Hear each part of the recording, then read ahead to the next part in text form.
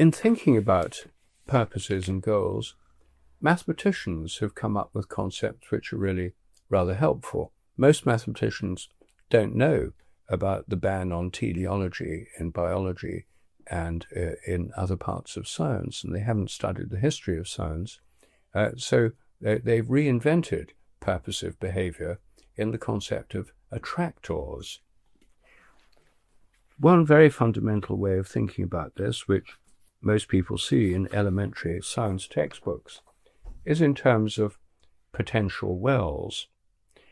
In this diagram, the first situation, A, represents unstable equilibrium, where a ball is on the top of a cone-shaped slope, a surface, where the slightest displacement will lead to it rolling down, and that's why it's an unstable equilibrium.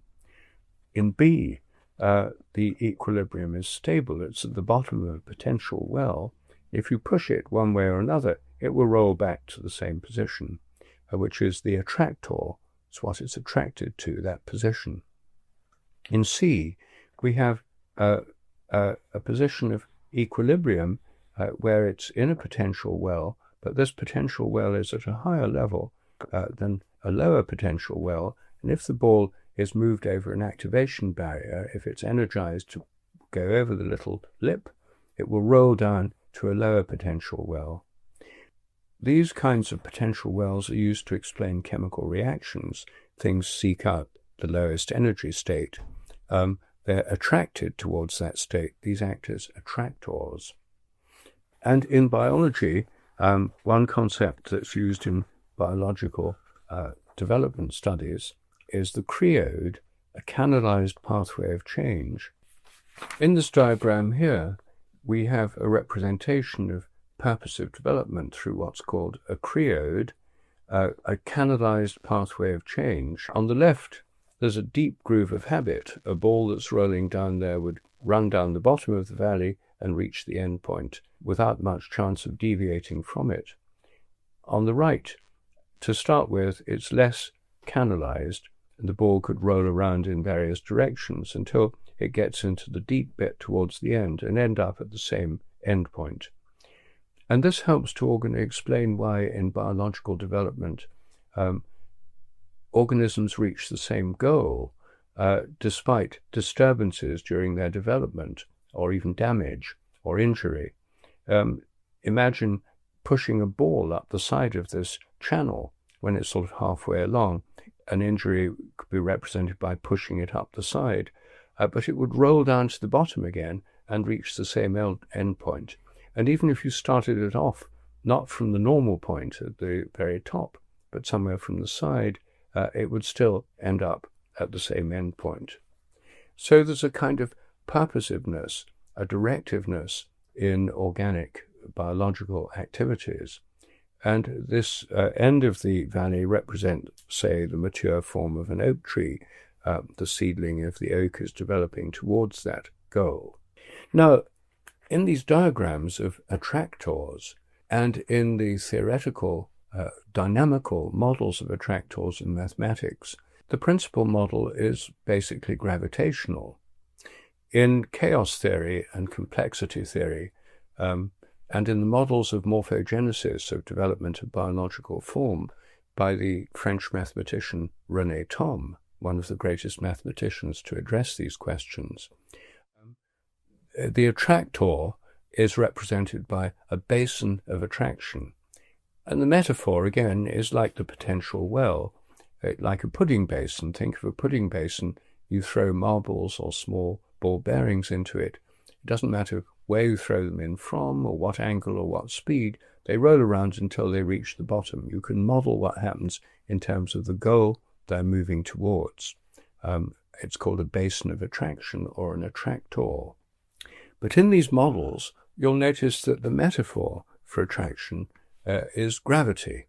Gravity is what provides the model for the attraction to the bottom of the pudding basin, or the attractor, or the potential well, or the ball rolling down the creode, the habitual pathway of change. Gravity is the way in which we can most easily model attractors. And gravity itself is an attractive force. if I hold this paper up and let it go, it falls down because of the attraction of gravity. We're all sitting down at the moment, held down by gravity. If there wasn't gravity, we'd be floating around. It's an invisible influence. It stretches out from the Earth, keeps the moon in its orbit. The whole universe is permeated by attractive gravitational fields. Is this just a metaphor, or is gravity itself part of an attractor system? I think it is, actually. I think that gravity is, in a sense, purposive. Normally we think of it as just ultimate mechanical force. Sir Isaac Newton, who gave us traditional classical mechanics in his theory of gravitation, described how gravitation could be calculated, but he didn't explain what it was. He left that question unanswered. But if you think about it, instead of not thinking about it, it's an attractive force.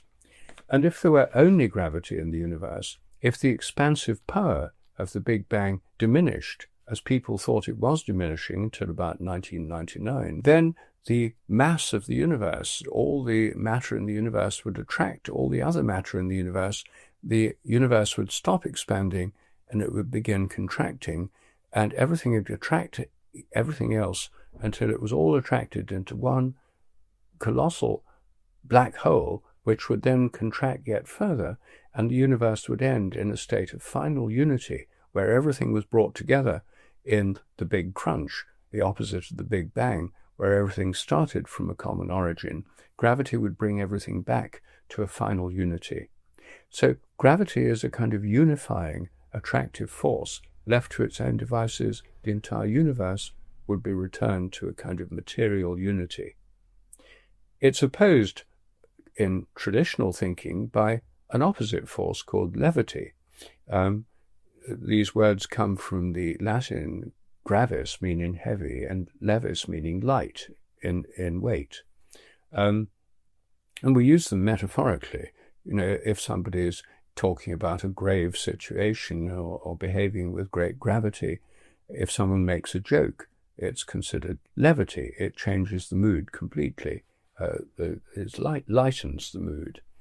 And many people in classical science sort of ridicule the idea of levity.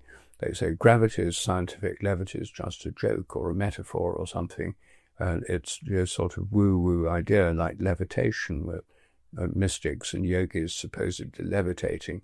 It's just dismissed as a ridiculous idea. But actually, modern cosmology has its own version of levity, which is dark energy. What opposes gravity from the moment of the Big Bang is the expansive force of the universe, the expansive energy that pushes things apart, opposing gravity that pulls them together. And around the year 2000, it was discovered that the universe is accelerating in its expansion, that dark energy is increasing in amount, and that the levity principle seems to be dominating over the gravity principle. If the gravity principle dominated, everything would come together in an ultimate black hole, the Big Crunch. The universe would disappear into darkness. If the levity principle, dark energy, predominates, then the universe will get bigger and bigger, and matter will eventually evaporate until everything dissolves into light. Sir Roger Penrose, the great British theoretical physicist, has proposed exactly this model of the universe. Instead of ending in darkness with the Big Crunch contracting to darkness, it expands and expands till everything ends in ultimate light. Luckily, at the moment, we're poised between these two extremes of ultimate light and ultimate darkness, of gravity and levity or dark energy in the world we know.